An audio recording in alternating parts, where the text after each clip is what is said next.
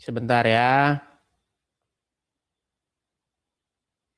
Saya tunjukkan kepada kalian. Kan setelah diskusi itu sebenarnya Pak Bom Bom itu udah langsung saya utarakan. Sudah langsung saya klarifikasi. Apa maksudmu mengatakan penyaliban itu rencana iblis? Udah saya kasih tahu. Tetapi dia masih saja ngeyel, ngeyel, ngeyel. Yohanes 8 ayat 44 ya. Nih. Yohanes 8 ayat 44. Isu ini digoreng-goreng lagi nih. Digoreng dan digoreng lagi. Edis pengajar sesat, salib rencana iblis. Baik. Yohanes pasal ke-8 ya, saya tampilkan.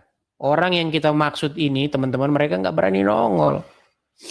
Kelihatan ya, Yohanes pasal yang ke-8. Sebentar, agak lemot ya. Nih, kalian lihat kan, lemot kan?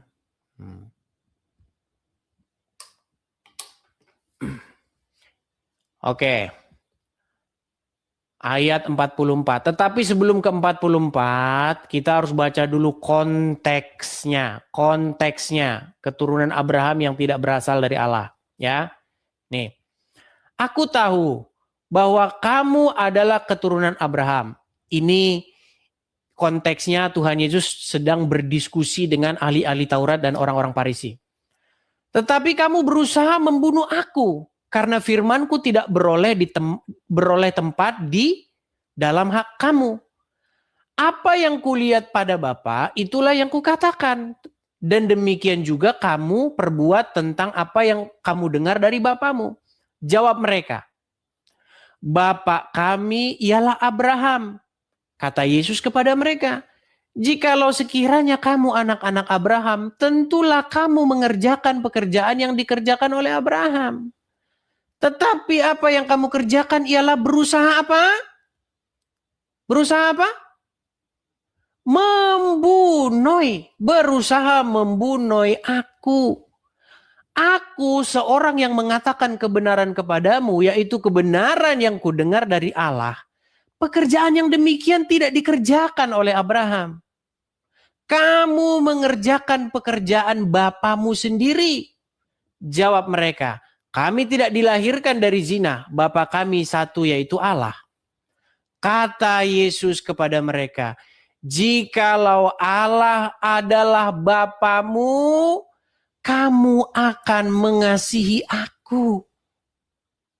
Sebab aku keluar dan datang dari Allah. Dan aku datang bukan atas kehendakku sendiri, melainkan dialah yang mengutus aku. Apakah sebabnya kamu tidak mengerti bahasaku? Sebab kamu tidak dapat menangkap firmanku.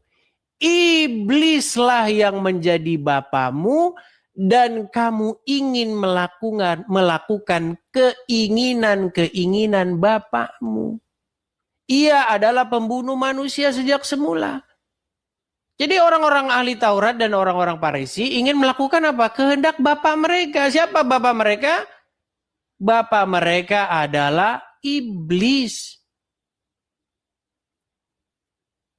Iblislah yang menjadi bapakmu. Gitu loh. Makanya saya katakan, kalau orang percaya kepada Tuhan Yesus, ya Tuhan Yesus tidak akan disalibkan.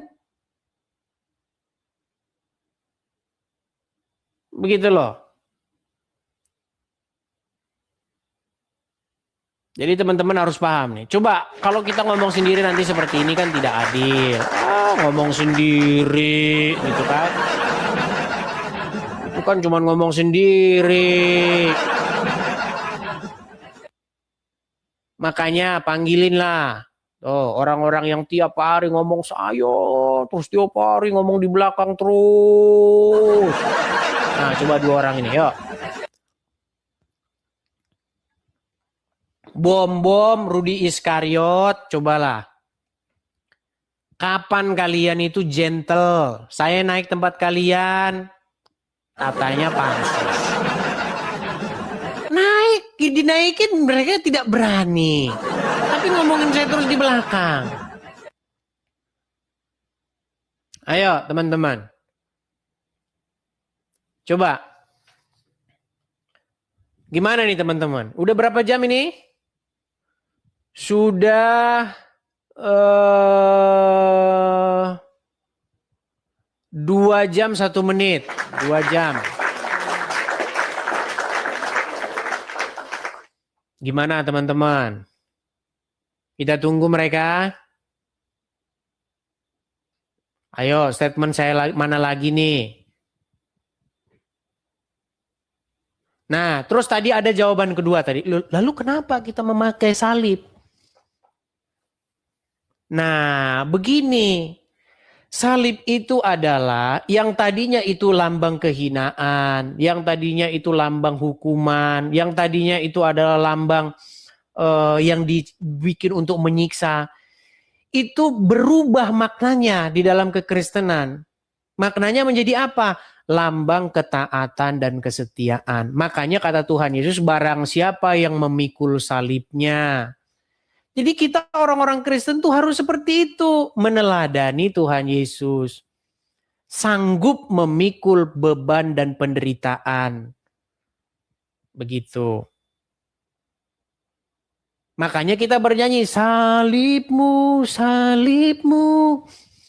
Kan seperti itu. Ku datang pada salib itu.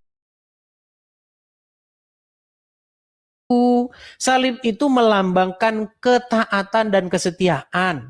Makasih Bang Suwandi. Itu. Kita sebagai orang Kristen, kita itu walaupun kita dianiaya, walaupun kita dijahati oleh iblis, walaupun iblis menganiaya kita dari utara, selatan, timur, dan barat, menyalibkan kita, kita tidak melakukan kejahatan seperti mereka. Nah, berbicara salib zaman sekarang bukan kayu lagi. Salib zaman sekarang itu adalah ya beban-beban hidup yang kita alami. Sakit, penyakit yang gak sembuh-sembuh. Itu salib.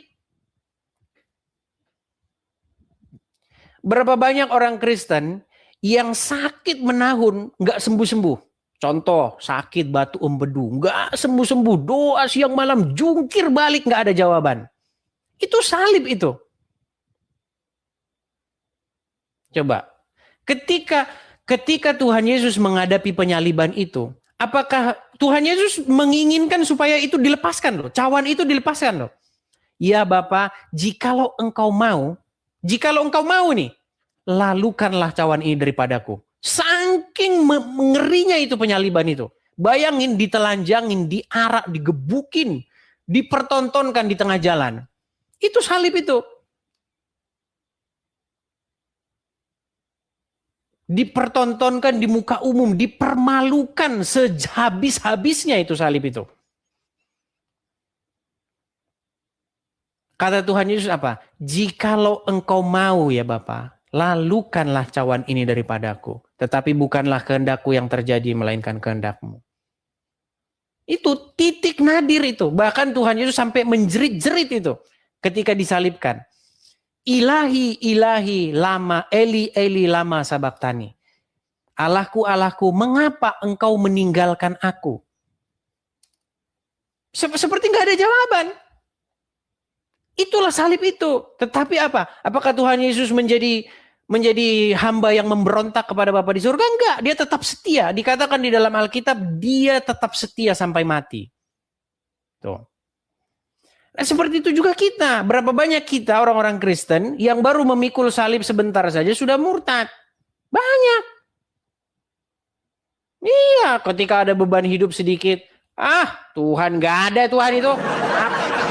Tuhan ho. Apa Tuhan gak ada Tuhan itu. Gak ada. Banyak orang seperti itu teman-teman.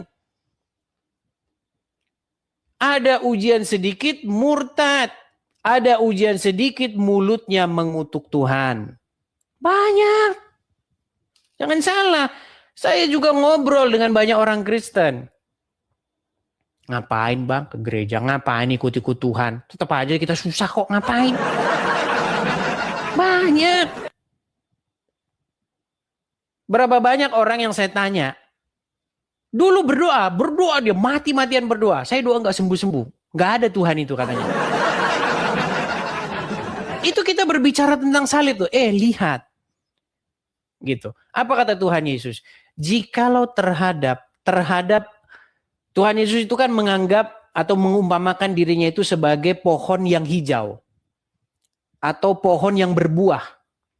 Atau tunas yang hijau. Jikalau terhadap tunas yang baik saja, tunas yang berbuah yang hijau, kayak gini diperlakukan. Diperlakukan seperti ini. Terlebih-lebih lagi terhadap ranting yang kering. Begitu teman-teman. Tuhan Yesus saja hamba yang setia dikatakan di dalam Alkitab itu. Inilah hambaku, kepadanya lah aku berkenan. Diperlakukan seperti itu. Diizinkan terjadi. Apalagi kita yang kadang-kadang masih bikin dosa. Begitu loh teman-teman. Ya, itu kekristenan itu seperti itu loh. Inti kekristenan itu adalah itu ya. Seperti itu. Oke, silakan. Mungkin ada teman-teman yang lain lagi yang mungkin masih belum terlalu memahami ajaran Kristen itu seperti apa. Yuk, silakan. Kita kasih naik ada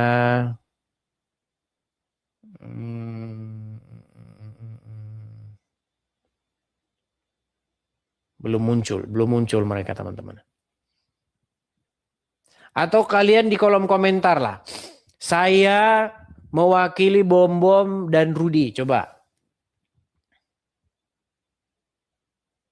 Mana statement-statement yang menurut mereka sesat lalu menurut mereka kepada saya sesat dan kalian setuju?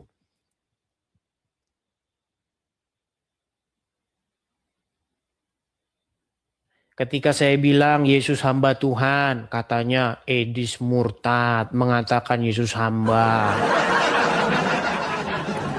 Terus maksudmu Yesus bukan hamba? Aduh gimana?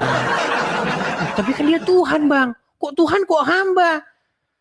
Makanya kalau saya ngomong ya didengerin terus dari awal. Kita tema tentang Tuhan kan sudah saya bahas terus menerus sampai bosan kalian dengernya.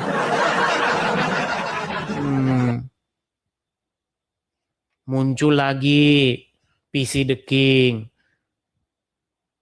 mengatakan Yesus, kalau Yesus Yesus Tuhan kami dikatakan hamba, kamu gila.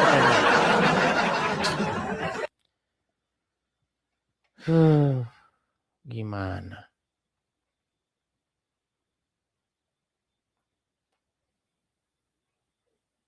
Karena memang mereka-mereka ini teman-teman kebanyakan diskusi dengan RT sebelah. Ketika mereka berdiskusi dengan RT sebelah itu ingin mengatakan bahwa Tuhan Yesus itu adalah hamba daripada Bapa di surga. Lalu mereka trauma karena nanti kalau mengiyakan itu berarti jadi muslim katanya. Dari mana jalan ceritanya? Ayo coba statement mana lagi yang Tuhan Yesus adalah hamba Tuhan tuh. Tuhan Yesus hamba Tuhan tuh. Bingung nggak kamu? Ya kalau kamu nggak sering nonton Edis TV ya bingung terus, makanya belajar di sini, belajar. Dengar Tuhan Yesus hamba Tuhan bingung. Tuhan Yesus punya Tuhan bingung gimana? Janganlah seperti Kadrun yang dikisi-kisi bingung. Yo, yang setuju, yang nggak setuju aja ya. Kalau yang setuju tolong jangan naik ya. Coba nih. Saya berharap ini nggak salah orang dan dia setuju lagi jangan-jangan. Gakuru Harefa. Iya, salam Bang Edis. Oke, shalom Bang. Silakan nyalakan kamera Bang. Bentar Bang ya. Ya, gini Bang. Saya mengikuti Komal Abang dan beberapa komal-komal yang lain juga orang kita Kristen. Mereka memang. Sebentar Bang, biar kita nggak lanjut dulu Bang. Abang setuju atau tidak setuju? Saya gini Bang, saya dengan mengikuti komal mereka, kadang-kadang ada yang dalam hati mengatakan ya iya juga. Baru ada juga pas dengar Bang Edis, iya juga kata Bang Edis. Jadi memang benar. Oh, benar. Berarti betul yang saya katakan kan Bang. Semakin mereka saya biarkan memframing saya, semakin abang juga semakin ngikutin mereka kan gitu kan?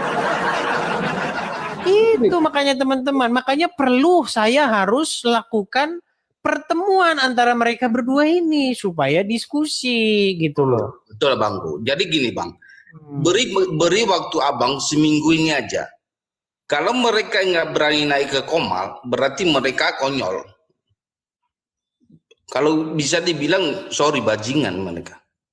Beri abang waktu seminggu. Waktu abang seminggu aja. Berani nggak mereka naik ke Komal abang? Kalau nggak berani berarti para penonton mereka yang pengecut. Jadi saya klaim, karena gini, beberapa minggu ini beberapa termasuk si Justin dan termasuk Ibu Reda itu, Bu Reda, Bu Lia itu berantem terus. Jadi mereka membahas tentang Bang Edis. Jadi ya beri waktu abang seminggu untuk apa? Biar mereka naik ke Kumalabang. Jadi kalau abang juga bahas mereka, pengajaran mereka abang bahas apa kelemahan pengajaran mereka. Ya bahas mereka selama seminggu ini Bang. Beri waktu abang untuk mereka. Jangan biarkan dulu RT 6 ini. Sudah kita tangkap Bang poinnya. Kita tangkap. Makasih Bang Garuku ya. Kita kasih kesempatan kepada mereka dulu Bang ya. Oke sip Bang. Oke. Terima kasih Bang. Tuhan Yesus berkati ya. Saya turunkan ya.